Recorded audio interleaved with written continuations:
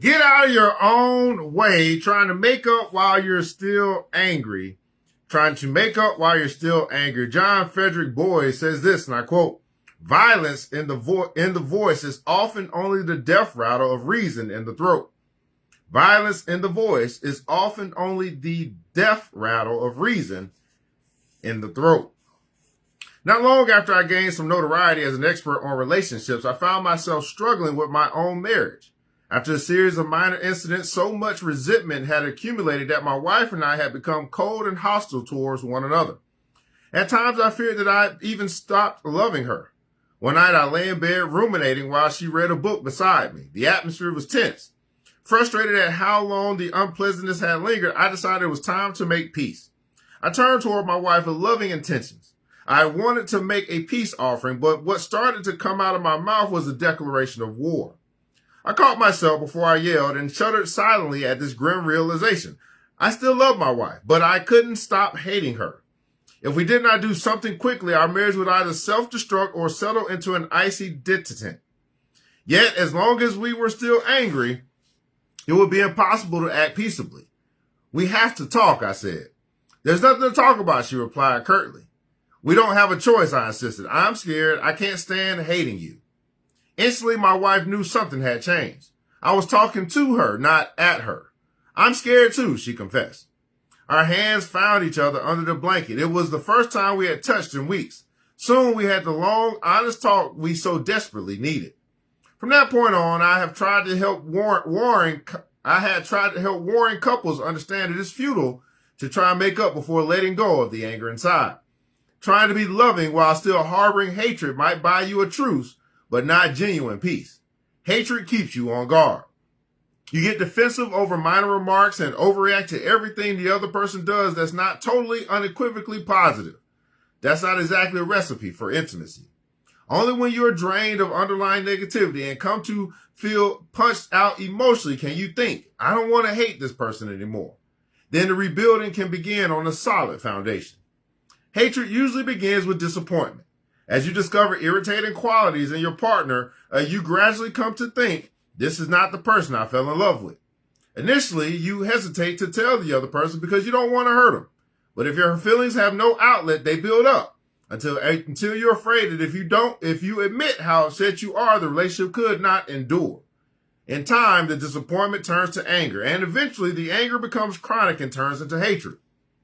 Hating usually hurts the hater more than the one who is hated. I often ask couples, if you had to choose between getting your way all the time and never having to feel angry towards your spouse, which would you take? Nearly everyone says never being angry again. Deep inside, most of us know that feeling hatred is much more painful than not getting our way. As one husband pointedly stated, "The only thing I hate more than my wife is hating her." Indira Gandhi said this, and I quote, "You cannot shake hands with a clenched fist." You cannot shake hands with a clenched fist. Can you imagine a worse fate than to come to the end of your life and realize that you hated well but loved poorly? If you'd like to thaw out the Cold War between you and your partner, you have to get through the hate. Fortunately, while it might seem surprising, hatred is actually easier to overcome than the loss of love. When love really dies, it cannot be resurrected by an act of will. But if it has merely been obscured by a cloud of hate, it can shine again once the hate has dissipated. Here's a usable insight for today's lesson. Relationships end not because you stop loving, but because you can't stop hating each other. Wow. Relationships end not because you stop loving, but because you can't stop hating each other. Taking action. Let's take some action from today. Instead of being afraid to face your ugly feelings, give them a fantasy life in your mind. Imagine a hateful, vengeful action that matches your feeling and play it out mentally. Doing this can help you feel less out of control. Start talking to the other person from the hatred you feel on the surface. But don't stop until you get to the vulnerability that underlies the hostility. Emotions are built on layers. Beneath hatred is usually anger. Beneath anger is frustration. Beneath frustration is hurt. Beneath hurt is fear. If you keep expressing your feelings, you will generally move through them in that order. What begins with "I hate you" culminates in "I'm scared, I don't want to lose you, and I don't know what to do about it." Once you talked your way from hate to hurt and fear, you've laid the groundwork for a new beginning. To strengthen that foundation, try these exercises. Both partners describe one of their other character flaws: humility, resolve, self-righteousness. Both partners share a quality of the other person that they admire.